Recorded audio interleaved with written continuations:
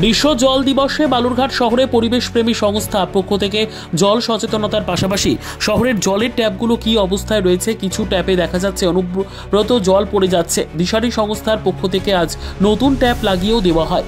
এই বিষয়ে সংস্থার পক্ষ থেকে বালুরঘাট পৌরসভা অথবা কাউন্সিলরদের প্রতি দৃষ্টি আকর্ষণের কথা বলা হয়েছে। জল সংকট ক্রমশ প্রবল আকার ধারণ করছে। প্রত্যেককে জল সচেতন হতে হবে, জলবন্ধু হতে হবে। North Bengal Times report. March বিশ্ব জল দিবস। সমগ্র পৃথিবীতে জলসংকট যেভাবে প্রবল আকার ধারণ করছে, আমাদের বালুরঘাট সহ দক্ষিণ দিনাজপুরেও তার অন্যথা হচ্ছে না। ফলত আজকে আমরা দিশারি সংকল্পের পক্ষ থেকে শহরে জল সমীক্ষা করেছি। যে ট্যাপগুলো খারাপ, সেই নতুনভাবে ট্যাপের মুখ লাগিয়েছি। অন্যদিকে অযোধ্যা কালিদাসী বিদ্যানিকেতনের পক্ষ থেকে আমরা শিক্ষার্থীদের নিয়ে জল সচেতনতার শোভাযাত্রা করেছি।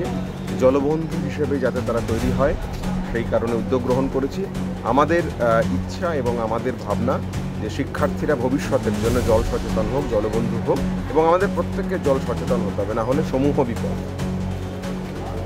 আপনার নাম এবং আপনি কী দায়িত্বে আছেন? তুহিন শুভ্র মণ্ডল, সম্পাদক দিশারি সংকল্প, এবং শিক্ষক অযোধ্যা কালিদাসী বিদ্যানিকেতন।